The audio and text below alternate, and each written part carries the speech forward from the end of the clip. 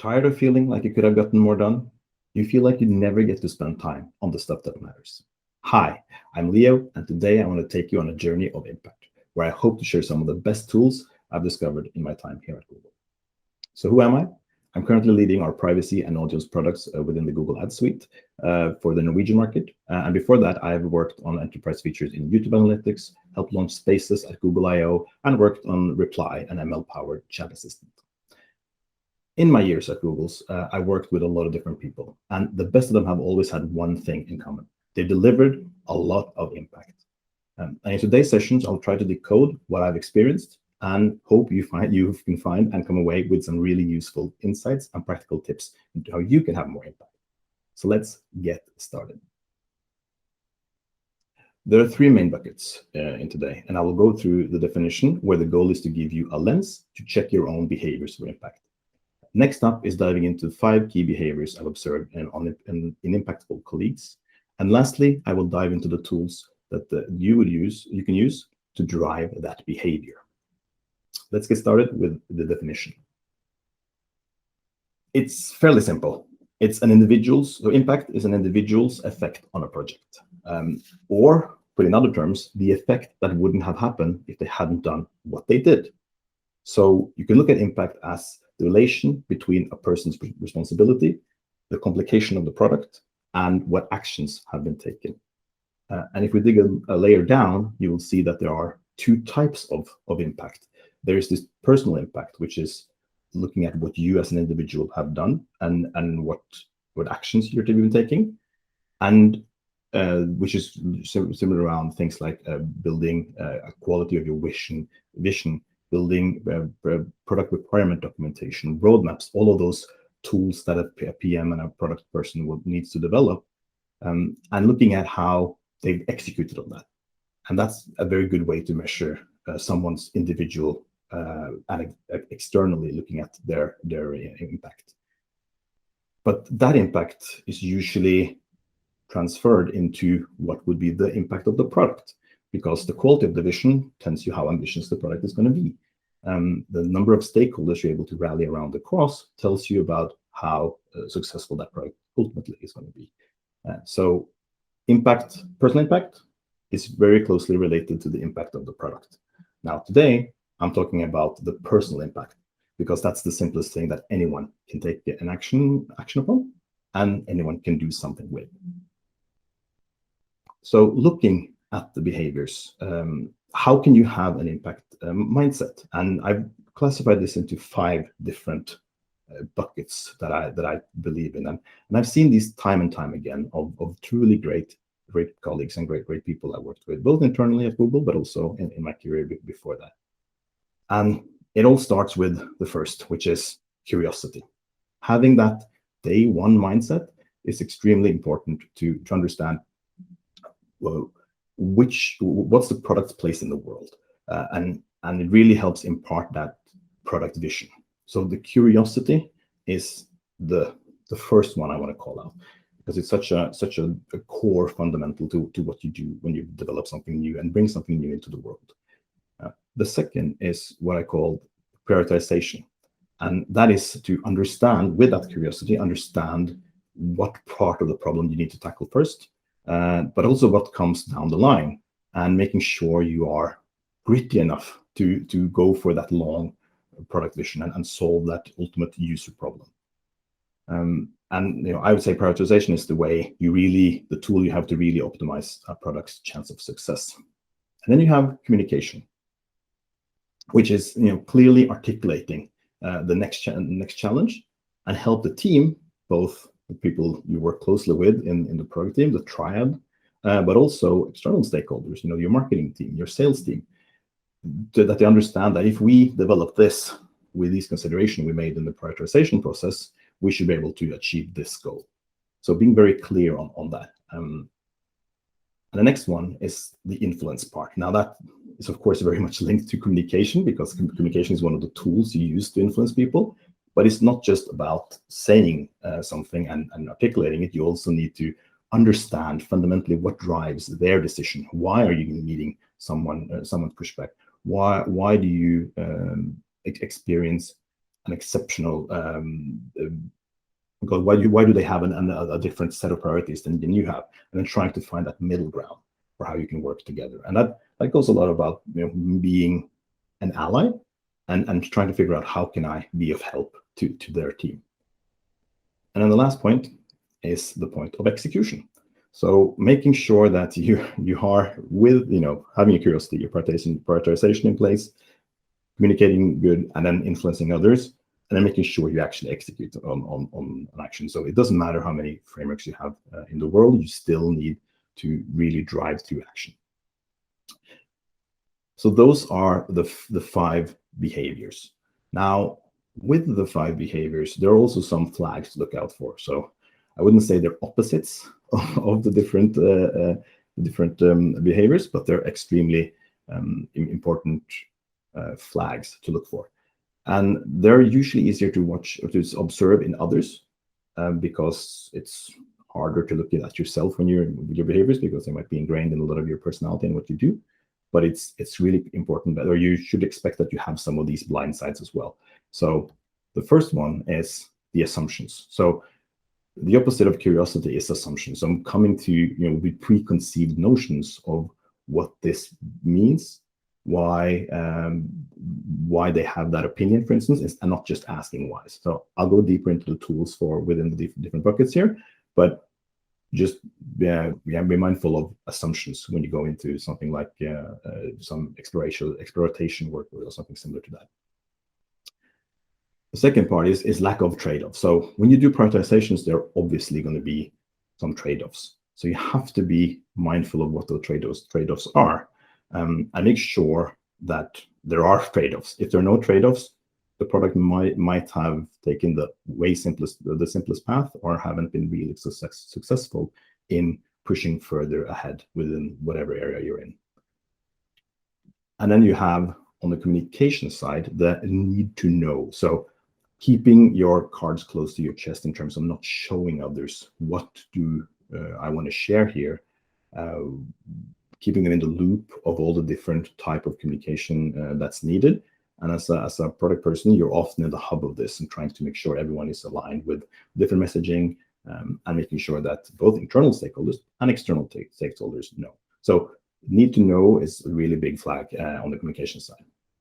And then when it comes to influencing others, it's all about making sure you check your agenda, right? Why are you asking for too much without giving? And are you putting your own interests ahead of their interests? If you are, you might not be successful in influencing them. And I'll go into some of the tools that you can use here to really adjust and check your agenda. And then the last point is the need for data, which is when it comes to execution, at some point you can still do a lot of data exploration, look at some more logs, but at the end of the day, you have to decide when you need to move forward. So don't be a data know-it-all, or having to have a really high need for data to be able to make a decision. You won't have perfect data, so don't let that stop you and the project from moving forward. All right, so that covers the behaviors. Quick introduction there. And now let's dig a bit more into the specific tools I want to talk about. So the thinking here is that with the tools, and map those towards the behaviors, there are certain things you can do, certain tricks of the trade that I've seen at least that I believe is fairly useful. Now, some of these, and I'll be fair, there's probably 100 more tools you can use. I've tried to select the top 3 ones that I've observed, and I've gone through my notes, and I've gone through my earlier presentations to see what I've tried to at least model for there. Yeah, and this should give you an opportunity to see what really makes an impactful change to your behaviors, which is what we're trying to do. So, as I said, there are multiple others as well, so please don't take this as gospel. But we'll start with the first one, right? And with the curiosity, the tagline or keyword or the tagline there I want to use is basically stay humble, right? And make sure you cultivate a constant wonder at how your product delights users. Why is it that people come back to you for that service or product offering you have? Is it because they have no other choice? Well, then it might not be the best tool, but at least you're being honest if you know that. So that's also important. But the three main tools there. The number one is observation, making sure you meet the people who are actually using your tool, understanding how that's developed over time, and try to keep that in some sort of systematic form, so you're able to actually understand what's going on and what's changed over time. And then you have the first day mindset, which it's a way to say, hey, just approach this and try to assume you don't understand anything about the product, and you want others to explain to you how things work. Especially when you work with external stakeholders, it's so important to understand where they are, what's different about this individual user versus others, and trying to really nail what they're trying to say. So there are a couple of interesting tools there, and the two most helpful that I try to use as much as I can is empathic listening, number one, or the 3 whys, which is be like a kid, ask why, and why again. And when you have 3 whys, you get usually to the root of the interesting part of the problem. And lastly, it's something which might sound a bit unorthodox, but that is trying to just use the mother test. Now, your mother might not be an ML expert or be able to understand the why you should use this framework versus that framework, or use this product versus that product. But there's an interesting aspect to the people who are, I'm assuming, less tech literate than you are. They should be able to, they select the path, which is usually the simplest path. Just like people crossing a lawn, and because that's the fastest route from A to B. It's the same thing with your mother test. So using the mother test, just asking, it could be your uncle, could be your father, could be anyone else, just asking someone that you just want to spend time with, and ask them about how this works and what they think. It's usually a good sanity check. It might be a bit controversial, I think. It's not, I would say, structured approach, but it's a great finger in the air exercise. All right, so that covers curiosity. Now, digging into the second part, prioritization. And this is all about filtering out the incremental moves from the transformational moves. Most products has this push-pull between trying to do something really, really radically different and doing something incremental, either to get there or to explore what path should we take. That's, of course, very normal, but it's your job as a product person to figure out why should we go with route A versus route B versus C, D, E. So it's very important to have some sort of structured approach to how you actually do this. And I want to say, this is where the frameworks comes in. And there's been a lot of talks within product school about things like critical user journeys or jobs to be done. And both of those frameworks are really, really good. They're fairly in-depth and complicated, but I think that's the strength of it, because it can rally everyone around the process, at least. You also have RISE frameworks, which I know is very popular in things like A/B testing or the growth hacking, where you need to really understand that what's the impact of the different hypotheses you've developed that you want to test. But it's so important that you have one framework, but at the same time, don't get stuck with that framework, because it's a framework and it's just a way to structure your thinking. And your thinking is the best tool to drive things forward. So you want to structure everything into something that you can then show to others. And that takes me to the next point about be transparent about your prioritization. So both the data going in and why you reached that decision. And of course, I know I've done that mistake myself, bringing in one proposal and one suggestion to an area where that was the best idea, but I didn't show clearly the alternatives and why they weren't selected. So don't make that mistake. Make sure you put in the other alternatives. Usually 3 is a good one, and to take the 2 others and argue why those should be deprioritized. But at the same time, that gives you options in case option A fails due to some dependencies you have. So make sure that you have those very clearly. And you need, of course, to make sure those are that you have a good understanding of those frameworks with your stakeholders. So especially if you're going up the chain with executives, you need to be that. And then the last point within the prioritization is before I go there, you also need to make sure that your data and decisions are flexible, that you are willing to change don't just stick it out for sticking it out's sake. Make sure you are changing your opinion, your point of view based on the data which is available. So new data should make a new or at least a reconsideration of your current recommendation. And lastly, we have, again, even bigger and more complex frameworks like product excellence, which is basically fairly simple. It's a way to structure the whole prioritization process, but also a way to structure the whole product building process where you focus on the line, you empathize, and then you measure the right things, and then you build it. And when you at least account for all those 4 areas, you will then ensure that you have a product that's been at least considered in the right way, not just made up because someone has an idea. So I would ask myself, have we looked at all these 4 buckets of product excellence, and should we do more? Should we spend more time looking into one of these other areas? And you can always spend more time, but in the interest of within the limitations you have and the constraints, should you explore a bit more the other areas? And I would especially look at that align, empathize, and measure part. The building is usually fairly easy. All right, moving on to the 3rd bucket. That's communication. And this is all about making sure you build your story. And this goes to there's a bit of a human dimension to this in terms of making sure that you tell a story, because we all know stories are extremely effective at communicating an idea and a concept. So get in the habit of telling people a story. And that story can be pages long. It could be a 1-pager, but it should all follow some sort of story there. You have, for most companies where there is a marketing team, they should always be at least your center of excellence when it comes to story building. They should be great at telling stories. So make sure you are tapping into their knowledge to how that product story is, and work with them to make sure that is, and not just for the external facing materials, which is what their remit is, but also for your internal facing materials. So your engineers and your engineering team understands that the product requirement document has a clear story. And you can use frameworks like the Pixar framework, which I think is one of the good ones, where we have 22 tips for storytelling. Or you can use the hero's journey, which is also another way to frame a product story.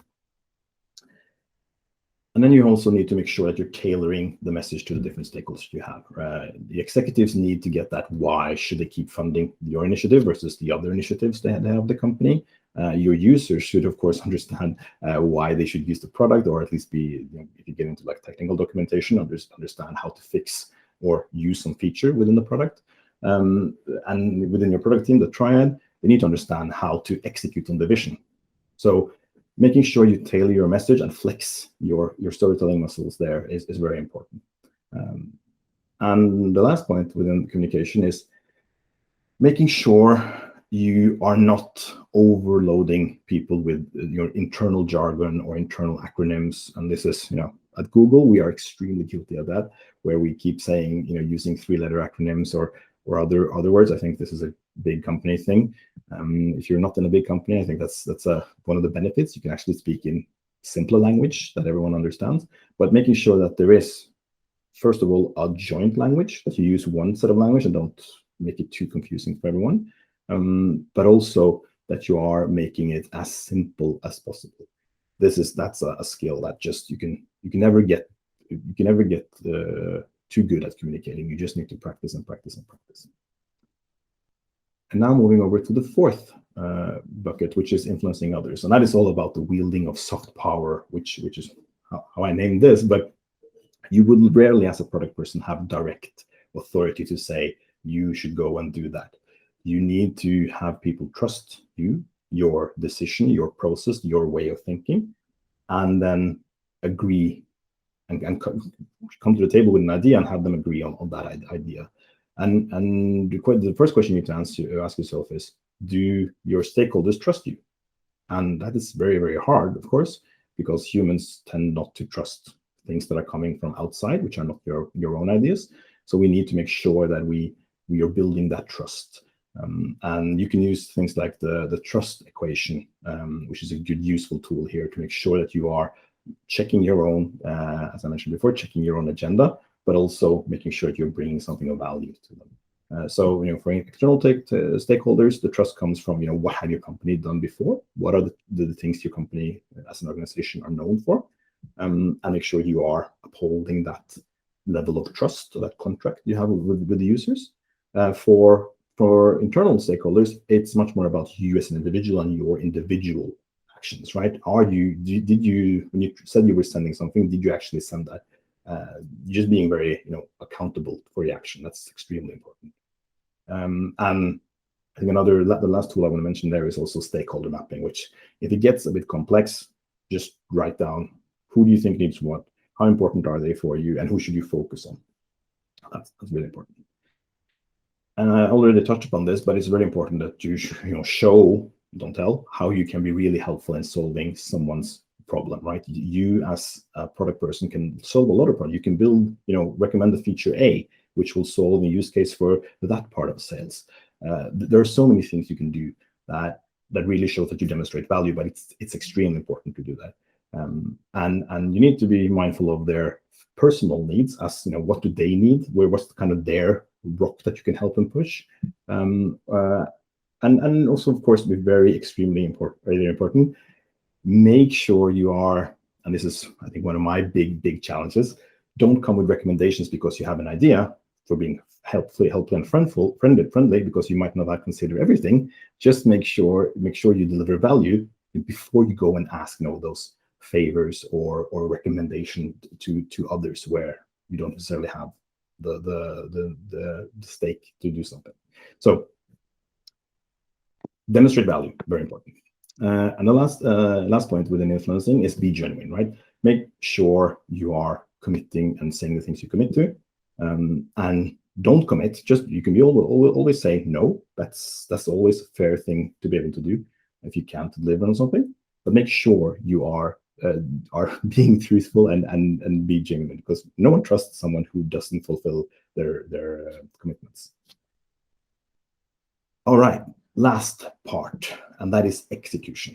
Now, this is, as a product person, you will be bombarded with, feedback requests. There's a lot of things to do, and on top of all the meetings you need to attend to and all the things you need to unblock. But unblocking others is a really, really crucial skill in making sure that things aren't slowing down because of you. There's no decision you need to do, or there's no two teams that need to coordinate. That's all on you, and where you need to go in and say, okay, let's fix this. So you need to, prioritize the things that are blocking, which I think most people will naturally do. But you also need to balance that prioritization with also having progress. So you can't just run around and solve,